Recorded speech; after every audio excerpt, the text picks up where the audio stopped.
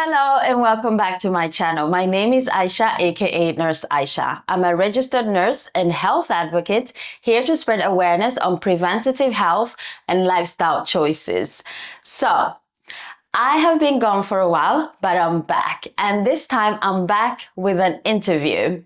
I'm joined today by an online coach, a personal trainer, and a nutritionist.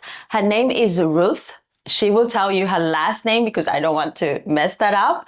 And she's going to talk today about strength training, about exercise overall, as well as nutrition, especially from a light of being an African woman, a woman that is older, what it means to strength train, and the kind of not so cool attitude that we have towards it. Because as African women, we're not taught that we can exercise. We're supposed to stay, beautiful and not have these muscles. So we usually connect or associate strength training and exercise in general to being muscular and being, looking like a man. But she's going to scratch that stigma and that taboo and talk about what it means for her, what strength training has done for her physical health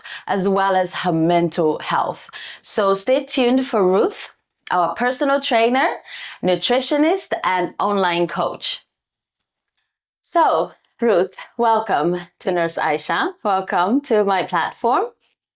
You're here today to talk about strength training for us women. Yes. Specifically for us as women of color and our relationship to training. Yes. As well as health. Yeah.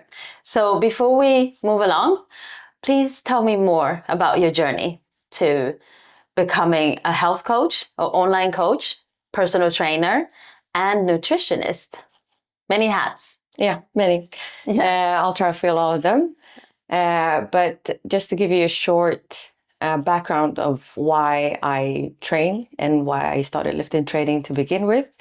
My childhood was basically impacted by a lot of sports and training. My father was very keen on having us being active. I was playing basketball, tennis, all kind of sports. And so I think that's where I've built my foundation with training in general. And then it just became natural for me to, to keep active and go to the gym. I think I started lifting heavy when after I gave birth to my first child, my daughter, 10 years ago. Prior to that, I was training a lot, but my focus was mainly to, be skinny or lose weight or just aesthetics, basically. I just wanted to look the way we're supposed to be looking according to, society standards. And I would train and I wouldn't care too much about what I was eating. And I would do a lot of cardio and, excessive training and everything just to lose the weight.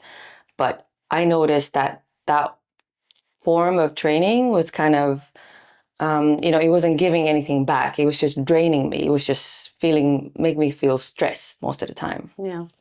So once I gave birth to my child, I realized how much that pregnancy and that whole experience impacted or affected my body in that sense that I was starting to feel weak. And so I actually hired a personal trainer. Yes. And we started build on the foundation of, strength rather than just the aesthetics and losing weight. And from there, I just noticed how much, my mind shifted from being, focused on one thing to realizing what strength training can do to your, not just to your body in terms of like making you feel strong, active and everything, but my mind was, it just shifted my mind from feeling strong, from being, being there for my kids, from being, for being a strong mother. And from there on, I just kept lifting. I noticed how strong I was becoming.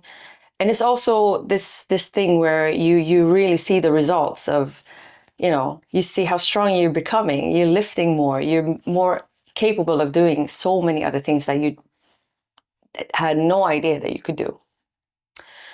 And and then my journey of strength training began from there. Yes. And then as years went by, I wanted to know more about the anatomy and how nutrition plays a role, how everything plays a role in building your strength. Yes. So I decided to take a course, mainly for my own reason, actually, to learn more about lifting weights and how you can combine that with nutrition and so on. And I was certified as a personal trainer and nutrition coach. Yeah. Back in 2023. Yes. And prior to that, I had, I've had some classes and so on, but from 2023, I really took on the journey of becoming more, online coaching and personal training, in person, and also having, classes for mainly women, mothers, and so on. And women of color. Let's not forget that, because when we spoke on the phone, you talked to me about, especially us as African women, because you are from... I'm from Eritrea originally, yeah. And I am from Uganda. And we talked about the relationship to training, specifically weight training or strength training, because at least in my culture, it's not something that we talk to our daughters about, especially daughters. I mean, men are supposed to be, muscular. And so that relationship and the way that we perceive training is that you're not supposed to be muscular as a woman. You're supposed to have not even lean muscles, but just soft and, female, not anywhere that, not anything that you talk about, lifting, because I've seen your videos on Instagram and, you lift very heavy weight. And that's not something that we as African women can associate with and that we can even talk about that we should do. And it's a lot about losing weight. It's become popular to lose weight, even in the African community. But really, prior to that, it was, you should be shaped a certain way. Yes.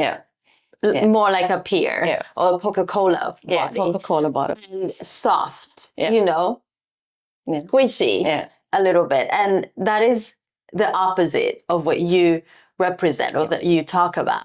What led you to switch that narrative and talk to women, talk to us that it's important to stay healthy or to be what you talked about, to be able to play with your child and have the strength to lift your child or anything like that, because we don't talk about that weakness or a muscle weakness that we get or bone weakness that we get when we become mothers, not just one child, but several children.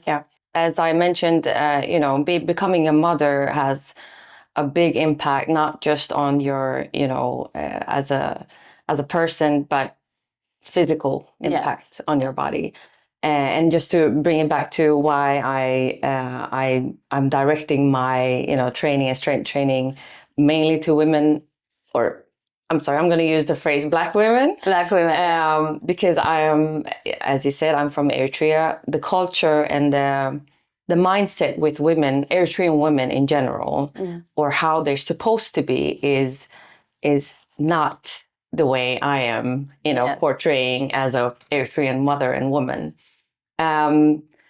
I've also made a video about it, about how growing up, I never saw my mother or Eritrean women pack their bags, go to the gym, lift heavy weights, and come back and show their muscles and being proud of that. So to me, I think it's very important that I show my daughter that it does happen. Your health is that is number one. It's your main priority. And taking your time, building on your strength it has to be something that you do on a regular basis. It's not going to be something that is, occasional. It's part of your life. It has to be part of your life. And I think that I know I can't do it on my own, but I want to be part of breaking the narratives of how Eritrean or Black women in general should look like or should behave or what their roles should be. And I think that we've lived in that so long of how it should be. And if I can make an impact on one or two or three women, Eritrean or African women in general, to say, you know what, yeah, I'm not gonna follow that route of how it should be. I also want to be strong. I want to see myself evolve in this strength. If I can make that impact, then I've reached my goal. I've reached my destination. So I just strive to show women how important it is to build the strength, not for the aesthetics. Again, I'm very keen on, the aesthetics. Yeah, it comes as a bonus. Of course, you're going to probably lose weight. You're going to reshape your body and so on and so forth. But the benefits of weightlifting is so much more. As you mentioned, as we age, women in general, we start lose muscles. Our digestive system, it slows down. We lose bone density and so on. So strength training does a lot to combat those kind of things. And it becomes more important the older we get. And especially if we have kids. Kids are active. You want to be there. You want to do the active things with them, because that's how you show them that, this is how it's supposed to be. Yeah.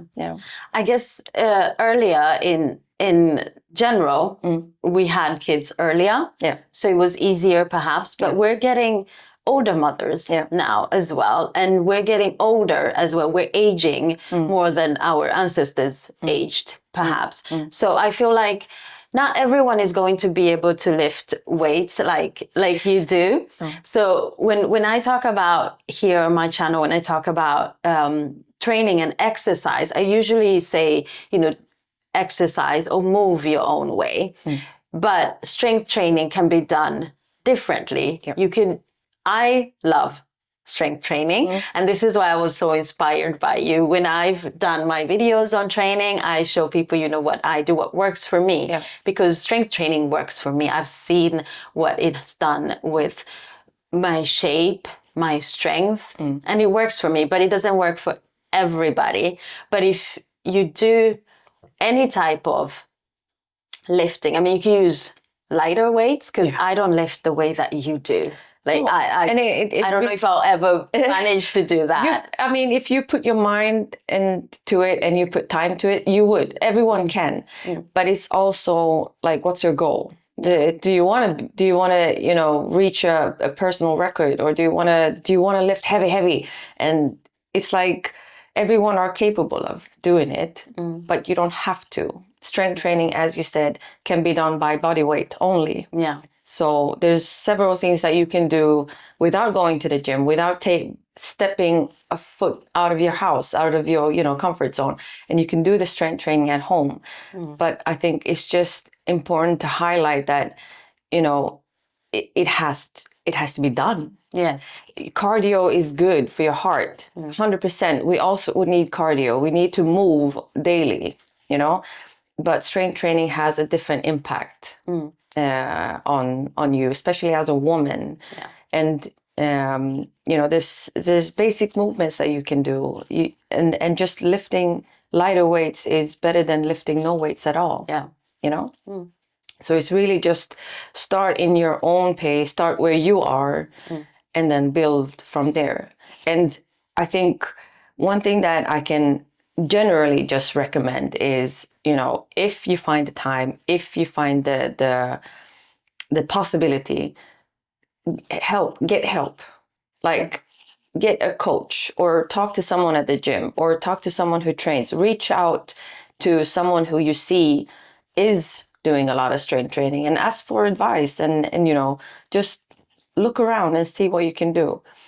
But as long as you do something, it's better than nothing. As I always say that, being consistent is better than doing nothing, like than just dropping in and off all the time. Just you can lift weight, you can lift 100 kilo on deadlift one day, but if you don't maintain that strength training, that 100 kilo is not going to do anything for you that day. It's going to make you feel good that day, but then what's going to happen after that if you don't keep going?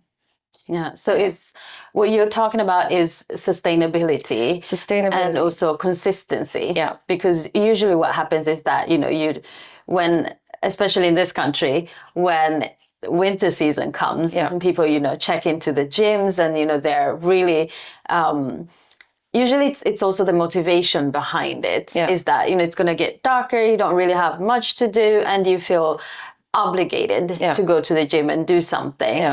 But then, you fall off the track. So how do you think we can get back on track when we lose, our motivation, basically?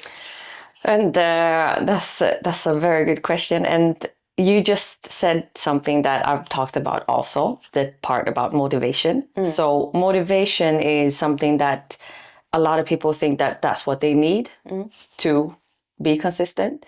But motivation is just it's just a part of it. You find your motivation in the beginning of your journey, right? So your motivation can be, I want to be stronger for my kids, I want to get stronger, or I want to reach a certain goal, and so on.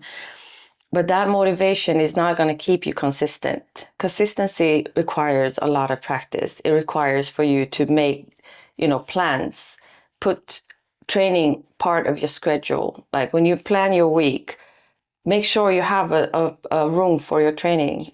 Make it more of a dedication rather than relying on motivation, because motivation can go up and down. One day you feel high, you feel like I can do everything in life, I can reach the skies. But the next day you might have had like bad sleep, or something bad happened, or anything could have happened that affected your mood. That motivation is not going to make you get up and feel like, I want to go strength train, or I want to go do that. It's going to disappear for that day, or maybe that week, or maybe that month. So relying on motivation alone is what's going to make you drop off and then find it hard to come back again. And I always say, find your motivation, but don't rely on it. Make it a habit in terms of like, make room for your training. Similar to how you do with your work. You dedicate it, you do your work, then do the work on yourself also. So I was at a seminar or a gathering with a lot of beautiful women in a room, and one of them who has actually been on this channel, we talked about mental health and basically mental strength. It was my friend Wayne Simone, and on that she was a speaker at this event, and she talked about making things not just a routine or having motivation. She talked about making them what's the word? Not a habit, but a ritual. A ritual, and that made it like it kind of stuck with me, making something a ritual. That's something that you actually cannot basically live without. It's part of your existence, or it's part of your life there. So, and then you talked about being motivated one time, and then you feel like you're going to save the world. That usually happens for us women during ovulation, because our cycle, our menstrual cycle, which every woman should know about. And then you reach your luteal phase and you're out of it. There's no energy.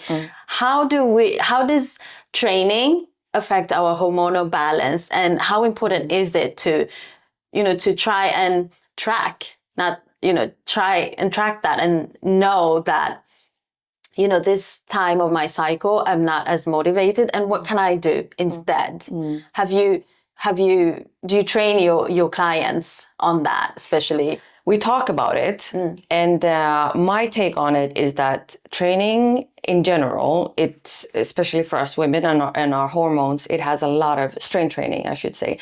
It has a lot of impact on our hormones. It really helps with just keeping our hormones in balance. Yeah. Okay. So to begin with, strength training helps with that. And then we're talking about the different cycles. And I've heard this, I don't know if it's a trend, but there's a lot of talk about, you should train according to your cycle. As you said, we're motivated in one part of our cycle, and then we reach one part where we don't want to do anything. We just want to lie down in bed and cry or feel sorry for ourselves. But here's the thing. If you make training part of your life, if you make it a habit, the cycle shouldn't affect how you train or if you train or if you're motivated or not. Once it becomes your habit, once you work on the fact that this is something that I do on a regular basis, it's not negotiable. I'm gonna do it. Whether I'm in my luteal phase or whether I'm in my ovulation phase, it's going to happen. Similar to how I brush my teeth every day, similar to how I go up and deal with my kids every day. I have to do my training. So in that sense, I feel like we don't necessarily need to,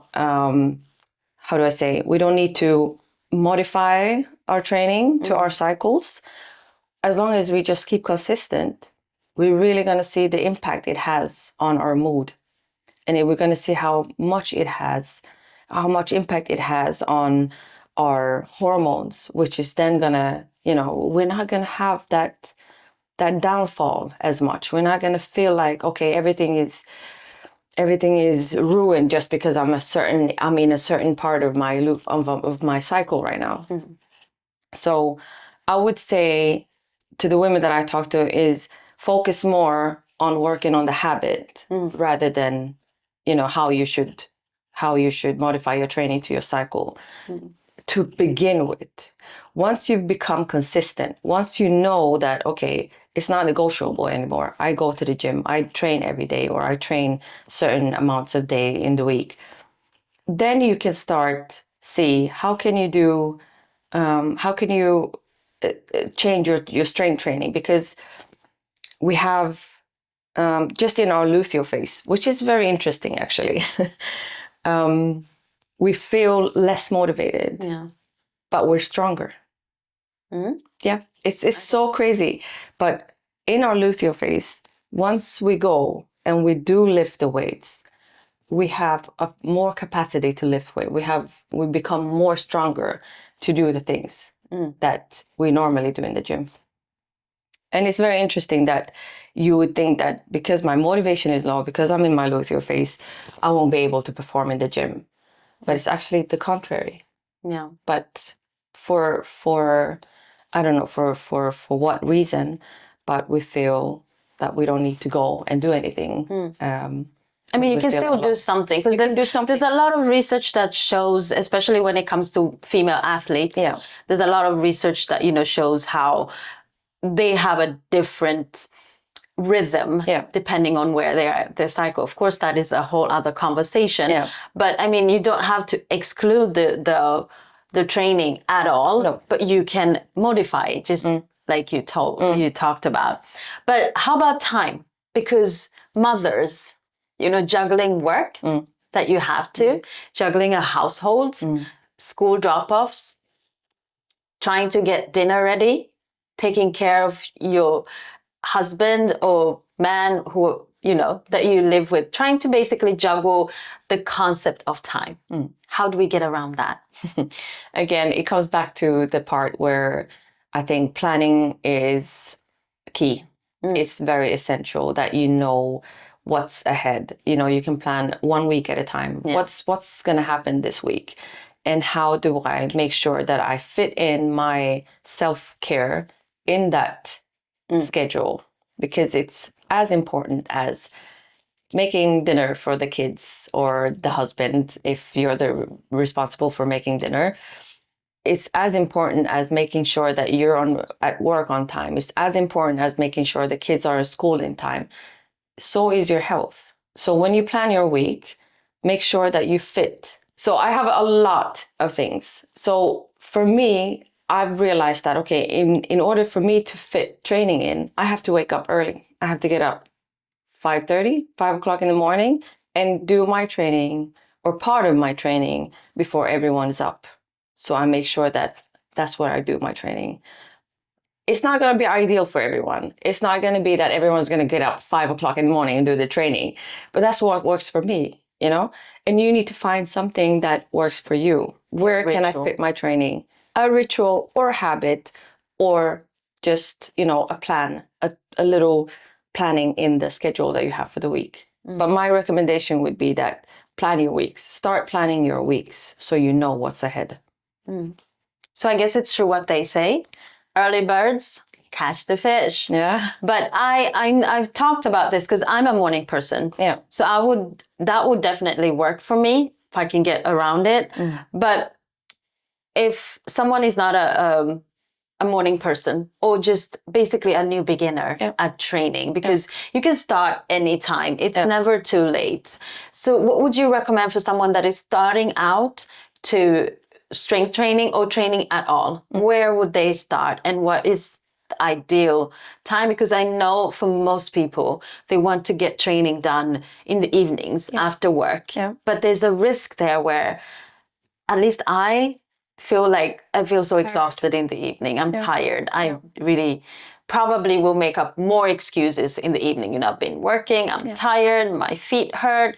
I want to get something to eat before it's too late, because then, you know, you have the time where you have to eat, so you don't eat too late before bedtime. What would you recommend? Okay, yeah, I hear you. An evening workout would be my least recommendation because of the things that you mentioned, that, you know, the longer the day goes, the less you're going to feel like you have energy to even go and do anything at all. All you want to do is just go home and just get some rest.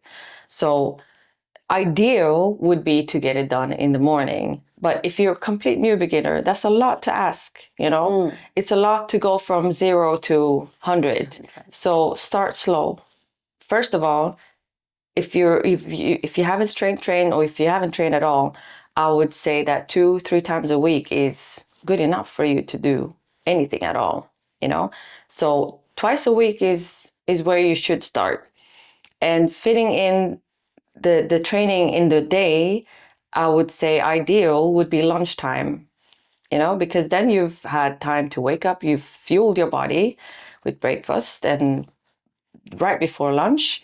If you find a little schedule in your work or whatever you do, that would be the ideal time to work out.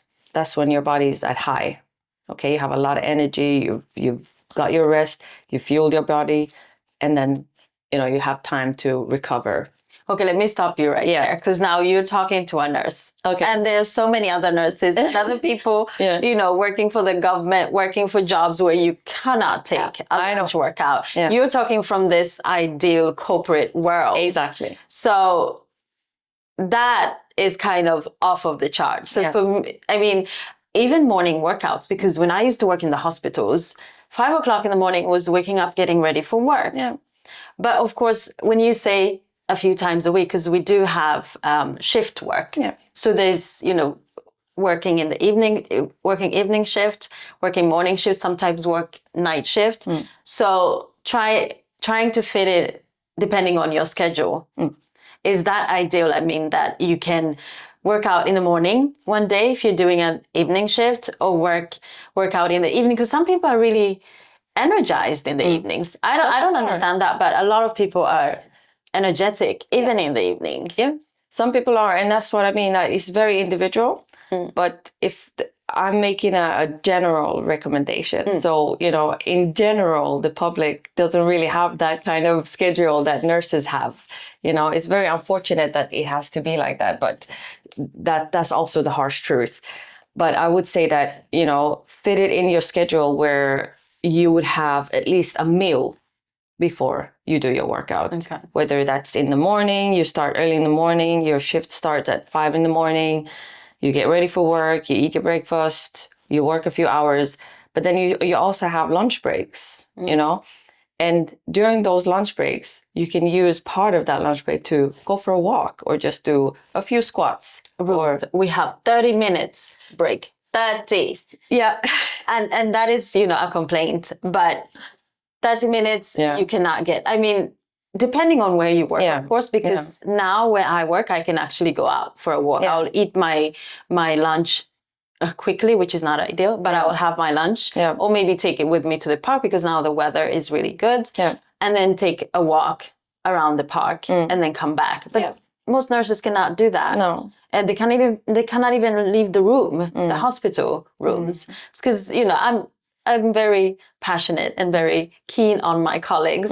So, but I mean, we've tried to get that in because we do work in healthcare, and we should stay healthy for everybody else and for ourselves. So, I mean, our workplaces have tried to get in there, but it really doesn't work for the lunch break. So we basically have to modify it or try to get it to fit our schedules somehow. I mean, a lot of people working in healthcare are really keen on strength training and training in general because, you know, we know about the benefits of training. But you're coming from a world of corporate, so I guess we will address that. If you have, I think I'm coming from a general, a general perspective. So I mean, it has to be individualized. You know, what fits for me is not going to fit for you necessarily. So you would have to find, you know, what fits. Where does training fit in your schedule based on how you work?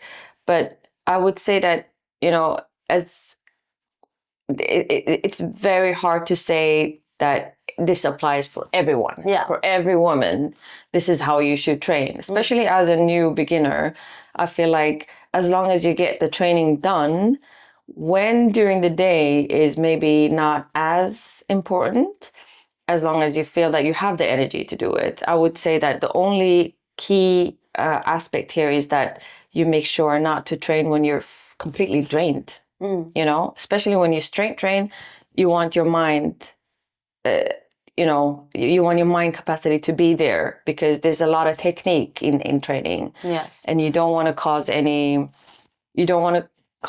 sorry. Sorry, I got distracted by that. Like, well. But you don't want to train, you don't want to strength train and do these kind of exercises when your mind is not there fully. You know, it requires for your mind and body to be connected when you strength train. So hence why I said that make sure that your body's fueled, because that means your mind is fueled as well. And find a time when you're not completely drained or when you're not completely exhausted. If it works for you to get up an hour before your shift starts and do the workout, excellent. That would be perfect. But if it doesn't, then maybe another day would be more fitable for you to squeeze in your workout. When you're doing the evening shift. When you're doing the evening shift, for instance, or so on. Maybe not wake up 3 o'clock in the morning and do a training, you know, if you're a new beginner, because that's not going to be sustainable. You're going to do it 1 or 2 times, and then you're going to feel like, no, I can't. Anything you do should be something that you know that this is sustainable. This is this is a lifestyle that I can maintain for a long time, you know. And you talked so making sure that it's sustainable, it's doable, and you know it's self-care. Because you know it's not like a chore. No, you feel like you have to, and you know you're kind of. But in this type of training, or in this type of conversation, I should say, I believe that maybe not peer support, but maybe if you have someone that you can train with, kind of like you're kind of sliding on somebody else's motivation. Does that help? Because usually I've never had a training partner, already solo. But does that help, you know, to get someone that has the routine already and maybe hang on them and hang on to their motivation and hang on their time slot to go do the training? Is that something that is recommended? I think what you're addressing is accountability, maybe a little bit. Yes, that could be. And yes, I would say yes. However, I'm also very keen on you know finding that accountability within yourself. You know, again, it's a practice. You need to you need to practice being accountable toward yourself. You make yourself a promise. You're doing this for your own self. You're not doing it for someone else. So relying on someone's, like piggybacking on someone's training might take you, you know, a bit in the journey, but then eventually you're going to have to find that accountability within yourself. Again, we're talking motivation, we're talking reason why you're doing this. And I think when you're piggybacking too much on someone else, you'll lose focus on why you're doing this to begin with. So you're just going to be accountable towards someone else. And I think if you find it hard to find that accountability within yourself, it's a good way to start. But it's similar to how you have you have a illness, or you feel some symptoms and you're just trying to get rid of the symptoms, but you're not going to the bottom of the root cause of what is causing that illness. And it's the same thing with training. If you don't find it within yourself, why you're doing this, why do I need to go and strength train, then you're gonna keep falling off. So a strong why, finding accountability, and making sure that it's a habit, a routine, a ritual. Would you say that these are the three core reasons, or something that will help you sustain your training? Because for you, it was your child. That is a strong why. The children are always a strong why. I feel like, you know, looking back now, I started telling you about why I started strength training or training in general. And looking back now, realizing that training has always been a part of my life from when I was a kid. It's always been a part of my life. And I feel like if we implement that on our kids and the next generation and the next generation, it's going to be a part of their life. So whether it's not going to be something that's unnatural for them to do, it's not going to be something that they have to force themselves. And I feel like that's where it starts. So my main why is my children. I want to make sure that they always see me train. They always see that, you know, mommy's going to the gym again. She's going to the gym. She's going to the gym. And I keep telling them the reason why I'm going to the gym. It's not because I want to get skinny or anything. It's because I want to be with you. I want to play with you. I want to be able to be there with you 10 years, 20 years, 30 years from now. I want to be able to walk and run and play with you. Find your why. Find your why, whether it's your children, it's your health, it's your, you know, family, work, whatever it is, find your why. Habit, I would say, is the second rather than the accountability. Make it a habit. Plan. Plan everything, you know. In details. So that and that will actually help you be accountable, because once you have a plan, once you write it down, then you'll see that, okay, but I planned to work out twice this week and I missed it again. You know? You'll see it. When you write it down, you'll know it better than when you just say it in your head that, okay, I'm gonna train twice this week. But if it's just in your head, then it's easy to ignore it, you know? So journal, basically. Journal, plan it, write it down. Make sure you have it, like put it up on the kitchen, you know, wall or something like that, so that you see that, okay, oh yeah, Tuesday, 12 o'clock, 30 minutes. Where the kids' schedule is a fridge. Exactly. Exactly. Plan it all together so that you can see it clearly what you have. Today is this. I can't skip this one today. Don't, you know, exchange it with another activity because you feel like, oh, but I can squeeze in something else here. But this is important. Let it stay there. So if you think of it in terms of self-care, this is for me. This is my need. I need to work out. I need this. And then maybe ask for help as well if you cannot. And if you have to take care of the kids, maybe ask for help. Ask for help. Somehow, so you can get that workout there. So still training. We're yesterday you started a program. You have a summer workout program. Tell me more about this, and when did it start, and what is the idea behind that? Okay, so I have a summer boot camp. It's for 5 weeks every Saturday. We started yesterday, 23rd of May. So it's for everyone, beginner, advanced, everyone who feel like, I just want to be out in the fresh air, get some work done, good music, good community, good support. And I think I started it last year, but that was my first summer boot camp that I had. And I'm doing this because I feel like training and strength training can be done in so many different places, and you can find so much, support, so much community and ways to train, especially outside. As you mentioned earlier in our conversation, Sweden is very, it has the seasons where you just fall off and it's dark and it's very hard to get, to go to the gym and do something. And this is the season where, it's blooming, it's lighter, it's brighter outside. It's a favorite season for everyone, I think. Yeah. Except for those who have pollen, but allergies. But That's a whole other question. but for the rest of us, this is when we start to wake up, and it's the perfect time to embrace this season. And gather outside. And the best part about this summer boot camp is that it's in a park where you can bring your kids, whether they're in a stroller, they're running, because there's a play park. They can play, they can join the training. And as I mentioned, it's for all different levels. So if you're completely new, we can modify the exercises are modified for you to do at your own pace. At your own pace and everything. And if you're advanced, we have that as well. And it's not a competition. We don't compete against each other. It's a competition, but it's you versus you. So every week we make sure that, okay, we're progressing, I'm doing better and better and better and better.